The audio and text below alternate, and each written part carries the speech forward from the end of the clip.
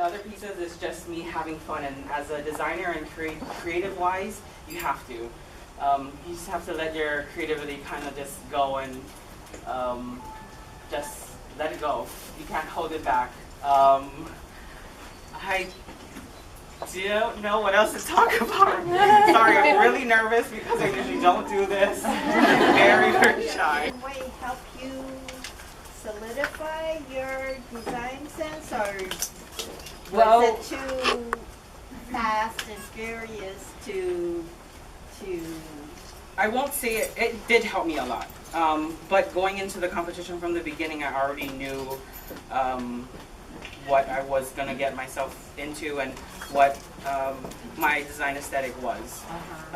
So what the judges did was they just helped me kind of further that and kind of express more and push myself to do what I actually love doing. As designers, and I'm pretty sure you guys all know, we want to do everything. We want to do dresses, we want to do day wear and everything, but we really have to hound in on what we love doing best, and you can see that in your work and what you love doing. And you can see it in your pieces when you create them, and other people can see that, what you love. But yes, they did help me creative-wise, and they helped me kind of hound in on who I am. Sewing, and with your experience here with HCC, because your skills are impeccable. You're just so good. Your construction is amazing. Thank you. So is that something that you kind of fine-tuned here, or did you? How long ago did you start sewing? Well, when did you get into it? That's my muse right there, my Auntie Eli. She actually was the one who taught me how to sew. Long story short, our family had sewing classes, and I'm the only one that kind of stuck with it. And after high school, I knew that I wanted to further my education, and I needed to, so why not come here? I wanted to go out and study, but financially I couldn't afford it. Hearing about this program, I heard that it was only great things that happened, and the students that came out of here was awesome as well too. So I studied here and learned basically the book work behind it, perfectionist. Of course, everybody knows. And Mary Beth knows. Was like 16th of an off. And it still happens, I guess. Oh my gosh. And I guess that's where the perfectionist came in, was here. It kind of, that's where I learned everything, and it kind of perfected it here. Going throughout the challenges, we don't know what the judges are thinking. We didn't know from the first challenge what the judges were thinking. So going through this, I think all of us were kind of scared of what our taste level was. Things that we liked, the judges didn't like, and the things that we didn't like, the judges loved. So it threw us a curveball when things that they were looking at, I was like, oh my God. And I mean, the majority rules, and we were like, oh, that's ugly. Like, so do we make ugly things now? But I think that like stretched us really thin, and we were just worried of what they were going to think throughout there. So, I mean, you just have to just do what you wanted to do, and if they love it, they love it. And Tim gave great advice. Execution, and you can execute your look perfectly, so perfectly. And from there, it's all about taste for the judges, so they have nothing else to argue about. They can't tell you the hem is off. They can't tell you this isn't sewn right. If you sew everything perfectly, it's all about taste level. And you're there to please the judges throughout the whole thing, so you have to kind of do what they want, even though it's hard. Kini, getting back to the ball, how many balls did you use for that trip? 5 soccer balls.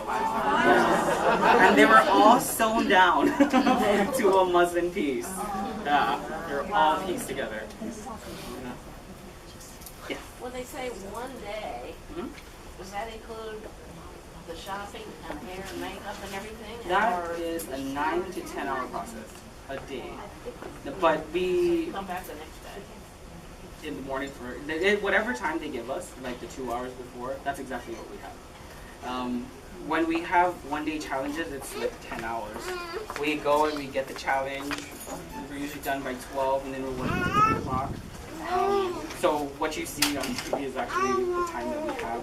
We literally have I would say roughly average about 10 hours per challenge. That's what we have to do all that stuff. Sketch, fabric, pattern make, cut, sample, fit, hair, makeup, accessories, and all in 10 hours. It's a lot. It's a lot of pieces. And it can be down to styling where they're like, oh, I hate the styling. So you have to really watch what you're doing. And that can make or break your look too. I mean, if you overstyle everything, obviously it's going to make it look bad. So, but yeah, it's really what you see on TV. That's the amount of time that we get on for. You know, sometimes I think, well, I don't know, but did they edit it to, you've watched them. Mm-hmm. Is it true to what they are? You know, the way they did it? Character-wise? Yeah. They are. I mean, we can't, the things that's coming out of our mouths, that's exactly what's, they're not, I mean, that we're talking and we're saying those things. Some things they may put in at different places. Like some things, I can say maybe one or two things of that. It's still yet it's coming out of your mouth, so you have to kind of watch what you're saying. So That's what I really say. Conscious of the camera all the time? You always feel them around you. You try to forget them and try to kind of zone yourself out of that whole world, but some days you're just like over the cameras always being in your face. Like you just want to hide and don't want to be in front of a camera. But yeah, I thought I was going to get used to it, but you never do. There's somebody always looking at you and watching and listening to you. That was, I mean, going on to a reality show, it's like they're gonna invade your privacy. So when they, signing up for do it. they interview you? You know, sometimes they have questions of the contestants. Do they pull you aside and give you everything? Yeah, well, see, throughout the day too, even our challenges, we have interview times that we have to take from that, and we have to go and interview for like an hour and a half. So, as well as doing all of that too. So, there's a lot that goes on throughout that one day. For each of you? Yes. So aside from your collection, whose fashion week collection is your favorite? I don't mean just the finalists, I mean like everyone that showed like Karina, Sandhya, etc. I actually like Faith. Okay. Yeah. Faith. It was really him, and it was different. Like I haven't seen anything like that. And him as a designer, I've never seen people do anything that he's done. So I appreciate him for that and sticking to his guns and him kind of being that and staying with that. Throughout the whole process too, he did that. He always pieced together his looks. He always painted.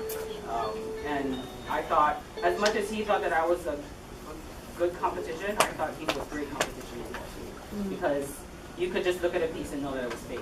And that's where everybody wants to be noticed with the judges. My family.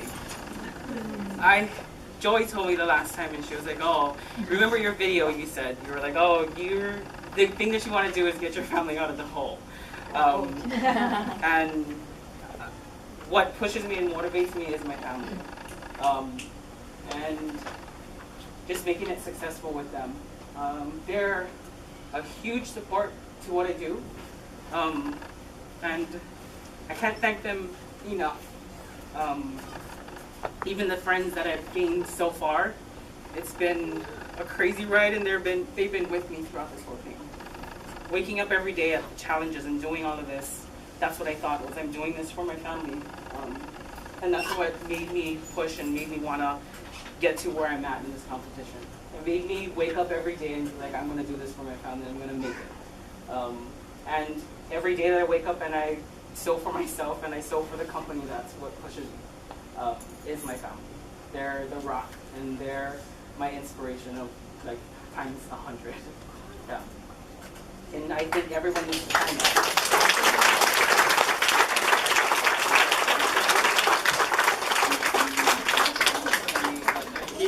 I want to mention the show where we had our picture up on there where he couldn't think what he was going to make that night. Before, because he was in Las Vegas, Los Angeles doing the reunion show. So I texted him and I said, any comments on tonight's show? Because I'm always wanting to know what's going to happen. And he's always telling me, just watch it. But he put a happy face. When I watched it, it came to the part where he was like, he was fed up and he didn't know what to do. So I sat, that night I stayed home, me and my husband stayed home and we watched it by ourselves. But he went across the street and I was by myself watching it. I saw him and he was like really frustrated.